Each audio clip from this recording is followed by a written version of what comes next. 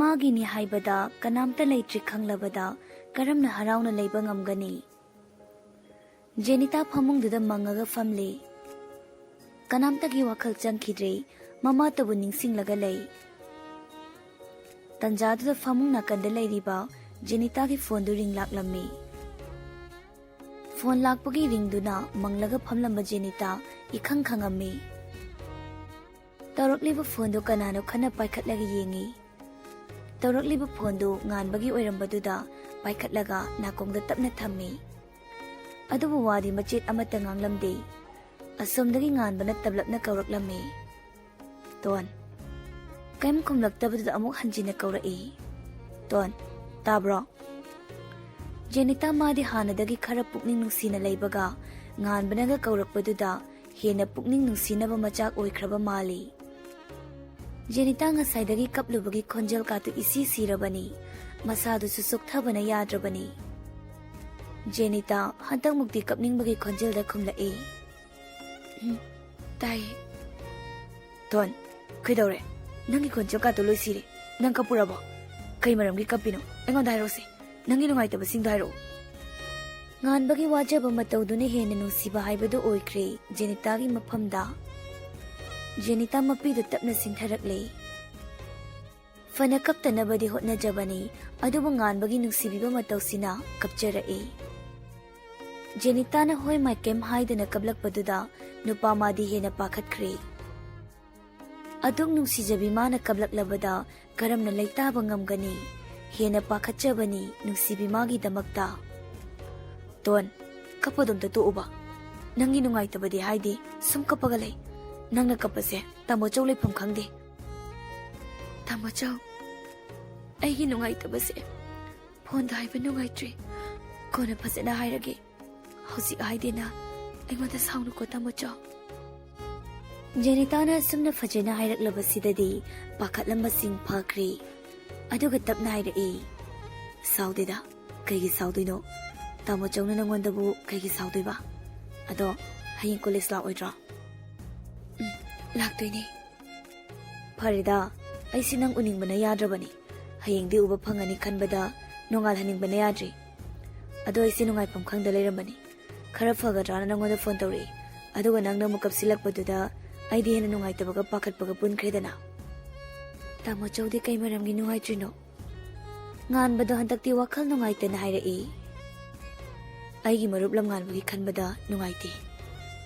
Mana waba uraga ay ni hena way. Dalam ngan bakay daw bayawrage haise.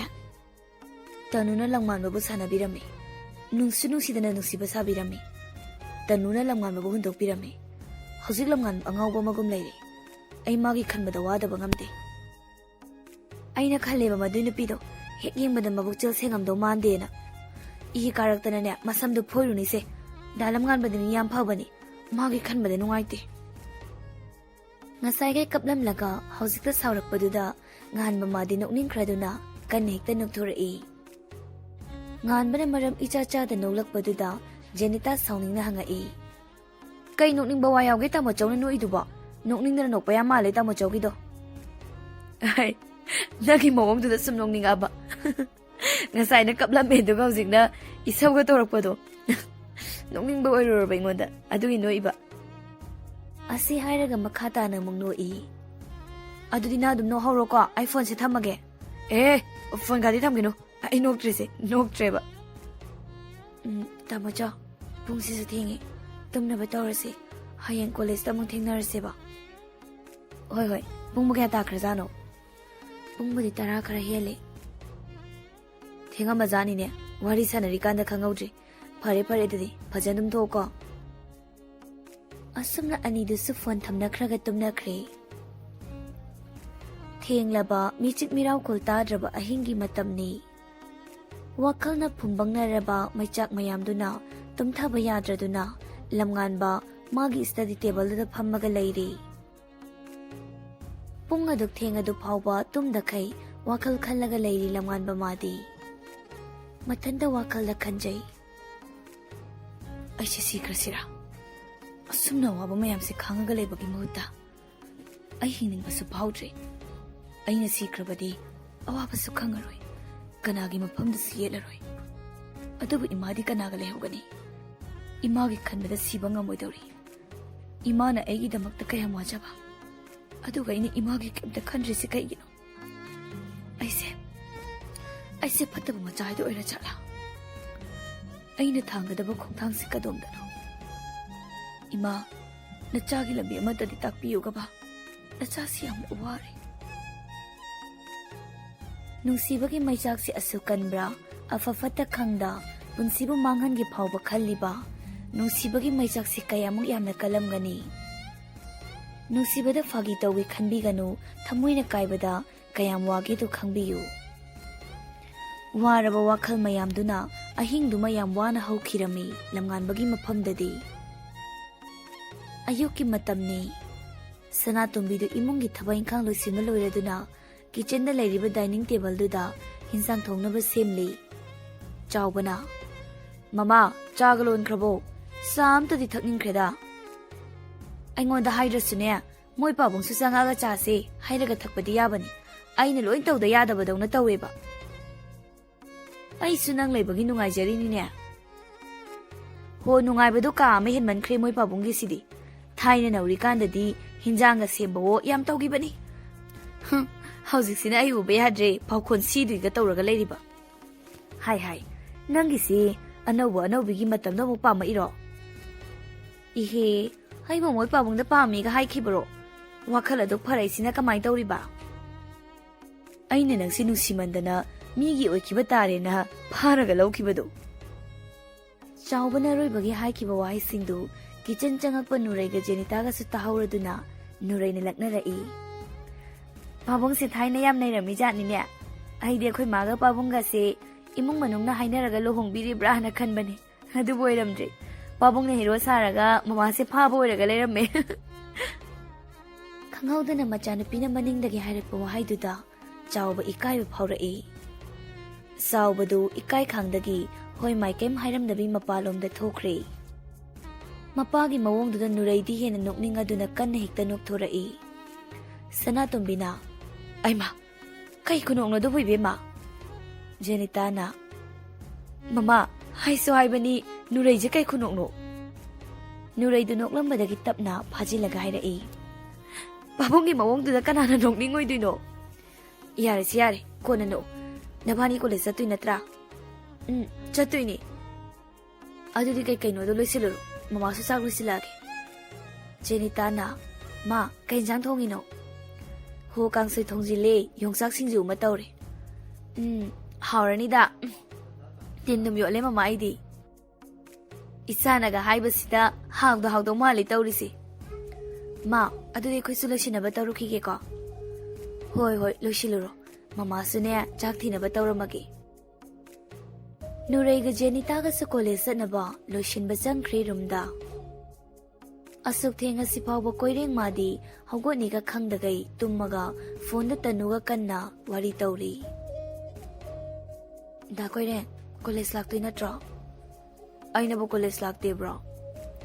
Adu haji phawba tumaga leiriba. College bogi loisin babu kayam koinige loisila loir dubo. Thongjindagi Romana kauraklami. Bungo haji phawba tumaga leirisibu college kamta chalaroi hai bro. Kuira ga gyan tarakadra hairaga ne. Ngausinaba sum henjalaisina kamai tawbano. Migi machaga supan manadaba sibo karino khangdeba. Ma nonganbaga isau langisibu karino. Tabak thonamga daw amta yaroye. Yaubaga isawana langniba. Hai isau sibo aina langningdana langbro. Nangi mawong matawduna langakpa natro. Aina isau langbasi taningdradi gyando taro. Adu oiradi ai isau langaroi. Yare aida hogotjarage isaudo lepiro. Karino khangdeba ngaktang tumbasida yetkhaponi. Mayamga manade imana karino khangde. Kayadana yengone ngaktang tumbasida kaina. Numidang ngantana tumkhibaduna hojik pung 9-10 tarakansida. Phauroidoriba machani. Mapa maja chap manaye khenaba karimta laite harisini. Napana changang na bhotnabadane thaba mo oirabani. Loisilaga kumtharo chak thiramage ko. Asi hairaga makhada kumthakre romasu. Tano tabra. Tai. Nangsu loisiluro aisau ko lagi. ꯑꯗꯨꯒ ꯂꯣꯏꯁꯤꯟꯅꯕ ꯇꯧꯔꯨꯈꯤꯒꯦ ꯍꯣꯏꯗ ꯀꯣꯏꯔꯦꯡ ꯊꯝꯃꯦꯀꯣ ꯊꯝꯃꯣ ꯊꯝꯃꯣ ꯀꯣꯏꯔꯦꯡꯁꯨ ꯇꯨꯝꯂꯝꯕꯗꯒꯤ ꯍꯧꯒꯠꯂꯒ ꯕꯥꯠꯔꯨꯝꯗ ꯆꯪꯈ꯭ꯔꯦ ꯕꯂꯥꯅ ꯕꯨꯡꯉꯣ ꯅꯪꯕꯨ ꯂꯣꯏꯁꯤꯟꯕ ꯂꯣꯏꯔꯕꯣ ꯂꯣꯏꯔꯗꯤ ꯂꯥꯛꯑꯣ ꯆꯥꯛꯁꯤ ꯁꯥꯔꯤꯉꯩꯗ ꯆꯥꯍꯧꯅꯕ ꯃꯃꯥꯁꯨꯅꯦ ꯊꯦꯡꯈ꯭ꯔꯅꯤ ꯊꯕꯛ ꯆꯠꯄ ꯂꯣꯏꯔꯦ ꯏꯃꯥ ꯂꯥꯛꯑꯒꯦ ꯂꯝꯉꯥꯟꯕ ꯃꯥꯗꯤ ꯇꯁꯦꯡꯅ ꯀꯣꯂꯦꯖ ꯆꯠꯅꯤꯡꯕ ꯐꯥꯎꯗ꯭ꯔꯕꯅꯤ ꯆꯠꯇ꯭ꯔꯒꯗꯤ ꯃꯃꯥꯅ ꯋꯥꯍꯪ ꯍꯪꯉꯛꯀꯅꯤ ꯈꯟꯕꯗꯨꯅ ꯗꯟꯗꯤꯗ ꯆꯠꯂꯤꯕꯅꯤ ꯂꯝꯉꯥꯟꯕ ꯂꯣꯏꯁꯤꯟꯕ ꯂꯣꯏꯔꯗꯨꯅ ꯆꯥꯛꯈꯨꯝꯗ ꯆꯪꯉꯛꯏ ꯂꯥꯛꯑꯣ ꯂꯥꯛꯑꯣ ꯆꯥꯔꯁꯤ ꯂꯝꯉꯥꯟꯕ ꯆꯥꯛꯇꯨ ꯆꯥꯅꯤꯡꯗꯕꯒꯤ ꯈꯣꯠꯂꯒ ꯂꯩ ꯃꯆꯥꯒꯤ ꯃꯑꯣꯡꯗꯨꯗ ꯕꯂꯥꯅ ꯍꯪꯉꯛꯏ ꯕꯨꯡꯉꯣ ꯅꯪꯕꯨ ꯀꯩꯗꯧꯔꯒꯦ ꯍꯤꯟꯖꯥꯡꯒ ꯍꯥꯎꯇ꯭ꯔꯕꯣ ꯆꯥꯛ ꯏꯆꯥ ꯆꯥꯗ꯭ꯔꯤꯁꯤꯕꯣ ꯃꯥ ꯍꯤꯟꯖꯥꯡꯕꯨꯗꯤ ꯍꯥꯎꯏꯗ ꯆꯥꯛꯁꯤ ꯆꯥꯅꯤꯡꯗ ꯇꯧꯕꯅꯤ ꯅꯠꯇꯦꯅꯦ ꯅꯪꯕꯣ ꯅꯁꯥꯒ ꯅꯨꯡꯉꯥꯏꯇꯕ꯭ꯔꯣ ꯉꯁꯤꯗ ꯅꯠꯇꯦ ꯏꯆꯥꯅ ꯆꯥꯛ ꯆꯥꯔꯛꯇ꯭ꯔꯤꯕꯁꯤ ꯅꯨꯃꯤꯠ 6-4 ꯁꯨꯔꯦ 이차기 마이통다수 나한테가 만나대.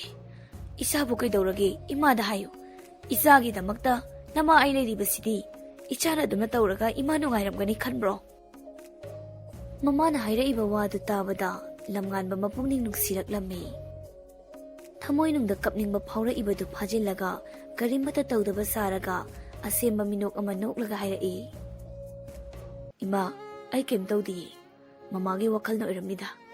Handay examgi wakal khara khanbaga tumba yadabaga tawbasida tawri oiramni. Bungo nangna mamagi mafamda hainingdrabasu karimata kaiti. Adubu isagi maithongi marumda tariba awabagi mami isana haidrabasu mamana khangi. Aise nangbu pokpa namani ichana tawba khudimak imana khangi bani. Pare mamana su ichagi mafamda hanjinda hangaroi. Adubu ichana waraba matamda mamabu ningsingaga ichagi awabadu phaba oyuko. Matam pumnamakta ichagi di mama lairi haibasi nang kauganu. Sise chaksi chato pungsi thengi. Mamagi wahaiduda lamnganba mamada nungsina yengjarai. Wakhaldasu khanjai. Ima nang phabisi leiramkhidra. Aigidamakta nangbu aigi ima oihanbirambase aigidi kayada laibak phakraba. Mapok khudingda nangbu aigi ima oina dumak phangjagiko. Asumna lamnganbasu marup aniduga college yauraduna gate lomdagi changlaklammi. Tanuga Pritiga chatlibadu uraduna lamnganbana kauraklammi. Tanu kaurakpaduda chatlamba Tanuga Pritiga du lepi. Tanu madi hainadabagi mawongda hairai. Asina mo kari haigi hari jano. Mara ingoda yetpase yetpachani. Kaya Tanuba kadayino machatkradi phadawni uningdabana masakse. Priti madi Tanugi wahi wataduda sauningbanadi yadrabani. Adubu hairurasu ngangurasu kanaroi khangbana sauninglabasu karimata haida sauningna Tanuda yengaga leiri. Lamnganbadu Tanu hoigi manak changlaklaga. Tanu nanga wari sanaba pami ngansu ngali ngahak sanakhise. Dalamnganbaga aigadi kari wari sananingai leirigi haise. Aina tradi dalamnganbagi nupi kamta leijadraba. Haidi huina thi pambadawna manam susutnamaga aingonda koitan tanarisibu tandro. Mina pamdri khangasida koitan tane tanbu tandene ayuredi nana sijakhrani hairiba. Tanugi wahaidu ka amai henmanbana Priti sauningna hairai. Tanua nangi wahaidu khara kanmali ningamdaba kona lakani ngangningena panga ngangano.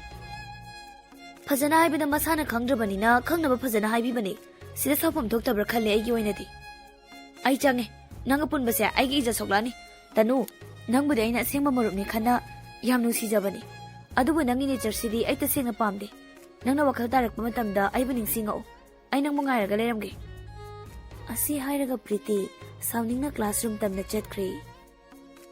Malemga nganbagadi sauningbana khutsa singdu khutum tasilaga khangba natana upai leiramde. Nupi oibana phurubasu yada college ka oibada wa kana ngangdabani. Sauningbagi mayaina ngangni ngangoi khangdana nganguradi lanjaw lakani khangi. Lamnganbagi ijat sokani khangbana asawbasing phajilaga tumin leiramni. Tanuna ai chalage dalamnganbagon sinabasi lemde matungda sumna sukaurakano yelaki sukhano. Asi hairaga onthoklaga chakhige tawbaga lamnganbana Tanugi makutu pharaga hairaki. Tanu, ifamdagi chakhi khangano. Ai yam wai. Ai bu hanjin wahalisi kaigino. Khudaga pairakpaduda Tanu madi sauningbana khangaude lamnganbagi mamaida kupakna thakiba. Khangbra, pidat patatpa mathong maram khangdaba. Nangumbana aigumbi khudang se tap tapai bayabra. Dalam ganba, nang di ikai bagam ta khangdrena. Thina cheraglasi phawba namaidu machet amate ikai ba khangdrisibu ikai bagi singbi ka to tatkrabo. Warakta mapan tholakano. Adumaina ikai khangoi do boiradi larik tamgano. Yumdagi mapan thoktana leyo. Tanjada da koiring jangsilaglaga hangi. Tanu, kaidoro minusida, moya kai hairino. Asa, da koiring, ikai khangdaba mi ngangtani da. Thina cherisu ikai ba khangdraba mini. Moigo ansinaba silemde. Chasilao. Male masabu pathabang ngamdraduna sauna Tanuda wansilaga hairaki. Nupi nang magna tukusitaba wanga. Nang kaktaro nupi sibo. Nangondagi henbi nupiga aigi maruka luhongani. Matamda nang namitagi napita da boyo. Haina balay bane. Wato na wangnaga kwak na phamti haibado. Nang madumadi kautaba phay. Nupi nang nasu pangmukti mukano hai. Asi hairaga lamnganbagi khudang pairaga chingaga classroom tamna changkhre ahumdo. Koirenga Tanuga su changkhre. Ngasaidagi taunariba mayam college gate lepaga leiramba Nuraiga Jenitaga pumnamak uhawi.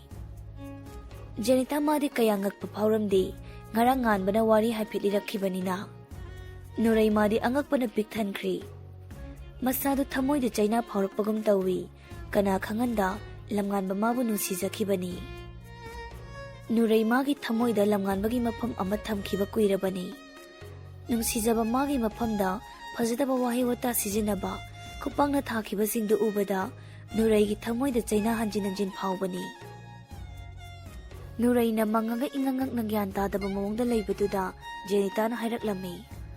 Wari se nang gyan taramaroi. Ai phajana horen hairagi changas law thengi. Asamna Nuraiga Jenitaga class yawnaba changkhri. Oja mathang changaga class tawkhri. Class of leibaduda Nuraiga Jenitaga su lampakta laklaga phammaga wari sanarami. Jenitana Nuraigi mafamdasu nganbana hairakpasingdu loina tamlammi. Wari singdu tarubadagi Nuraigi thamoi hena awaba haibadu oikhre. Jenitana Tanu masu kharadi henmali exam kuirakan sida dalam nganbagi mafamda tawbirisi kainoba. Kaigumba wakhal khanthaba ngamda phattanungda tuodi kamai tawduna haibanida. Jenitana hairiba mayam Nurai madi hoimai kem hairamdi. Thamoi nungda phawraiba awaba singduna masa pumba sonthakrabani aduna ngangningba poktre. Gari ki katana lepa leita tek chatkibana college matam loiraduna mahai thongnarai. Nuraiga Jenitaga suyum yauraduna imung changai. Machani halakpa ubada sanatobina hairai. Ichani halaidana charaka tawan thouro aduga losilo luhongba machatkadabani noi pabong salaani aduga dum chatladabani.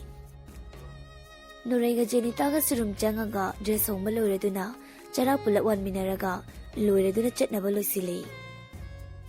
Namidangi pung tara tarakpa matamni lamnganba magi study table da famaga wakal khalli. Ngasai Tanuna hairakhiba mayam nakongda anjin taraga lei. Wahai singduna hena awaba piba haibadu oire. Aina su ikaiba khangrisi kaihino. Aiba hinbagi kanaribrane. Ai tasina hingba pamde. Asi hairaga pamlambadagi hagwatlaga mamagi kada laklammi lamnganbadu. Ningaidana tummaga leiriba mamabu mapira chena yengjarai tamnasu hairai. Mama, nachabo wakhal thele na warongnuko. Nacha awabasi khangba yamna wari. Ai ingna chikna lairamleda leirurage.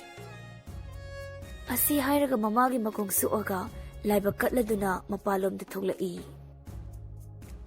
Awaba ikaiba maichak mayam sina punsibo kaisu khanda phirep si laukhibani lamnganba mana.